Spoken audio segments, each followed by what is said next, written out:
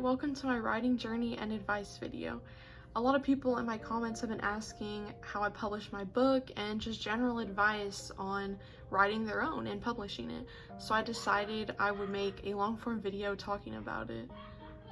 So let's get started. First, I wanted to talk about me a little bit. So just in case you're new to my channel or something, you could get to know my background a little bit. So I am a teen author and I published my debut novel, The Secret Prince, earlier this year.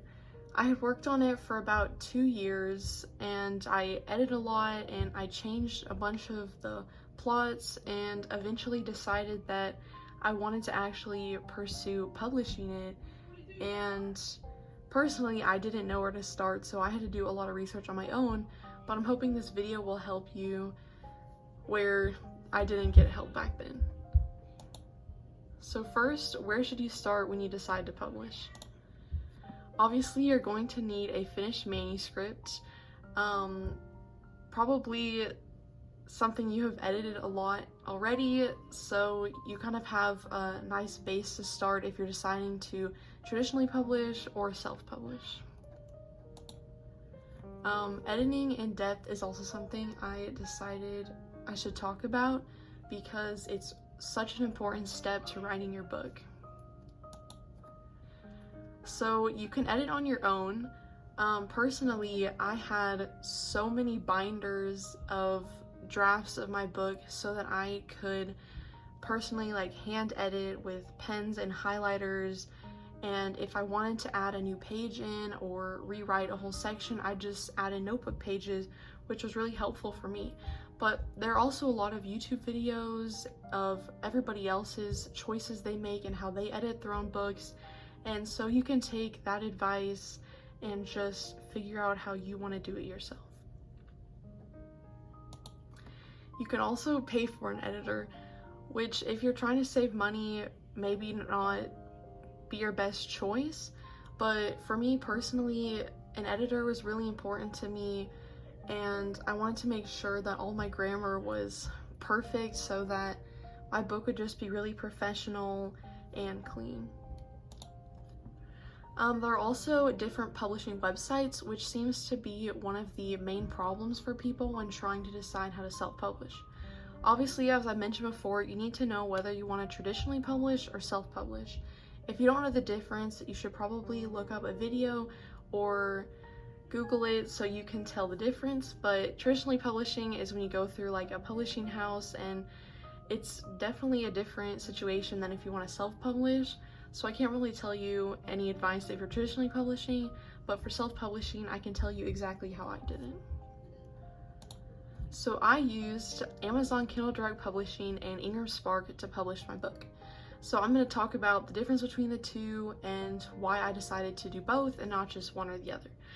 So for Amazon Kindle Direct Publishing, it's completely free and really easy to use. There are so many tutorials on how to publish your book through there, and so many people have already done it on their own. For Ingram Spark, sometimes it can be kind of hard to understand and not as clear as Amazon Kindle Direct Publishing, and it can also have a cost sometimes.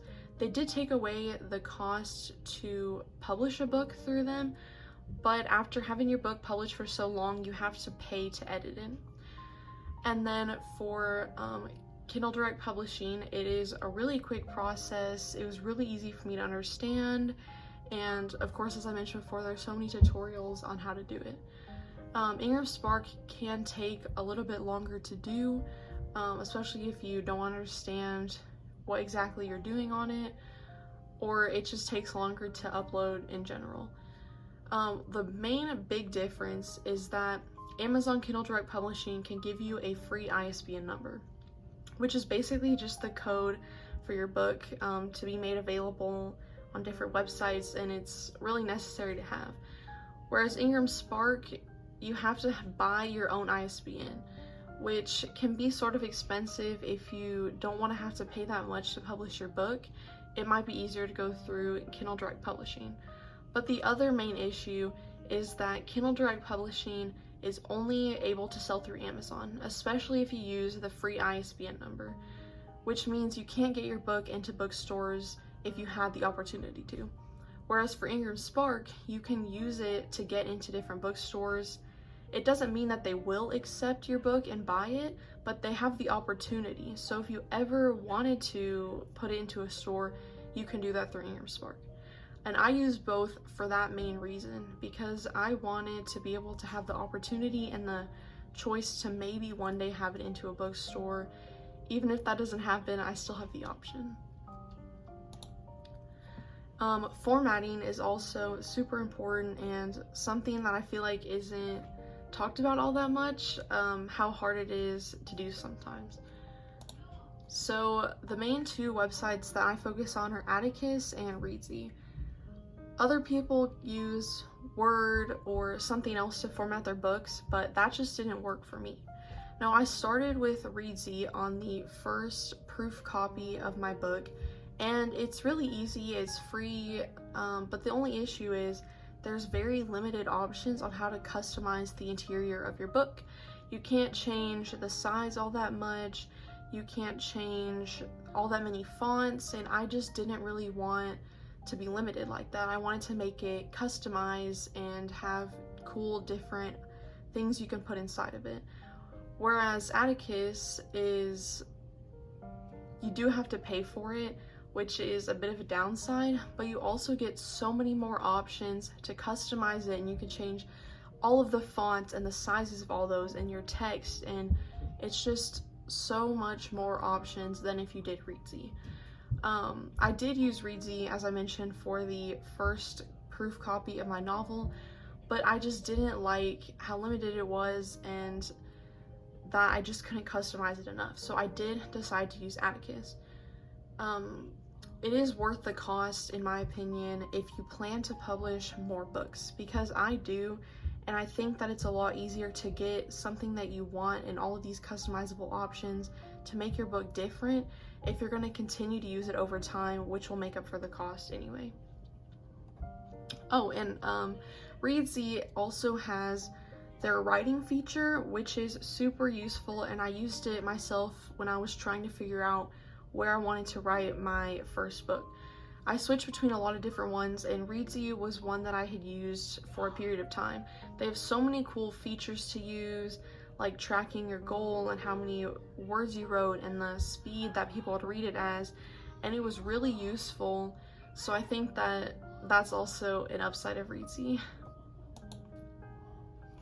I also want to talk about some other helpful tips that I think it would be good for you guys to know. Designing the cover is such an important part of your book. It's a thing that draws readers in and makes them want to pick up your book and read it. You can pay for someone to design it for you. Personally, I didn't do that, so I can't tell you much about it, but if you looked it up, I'm sure that there are videos out there of people talking about their experience through that. Personally, I did design my cover on Canva. I did have a couple different covers over the time that I was writing this book. Eventually, this is the one that I landed on, and it's actually pretty simple to do through Canva. You just, choose on, play it around and just figure out what you want to do. As you can see in the slides, I did use a video tutorial, but that wasn't to design the book.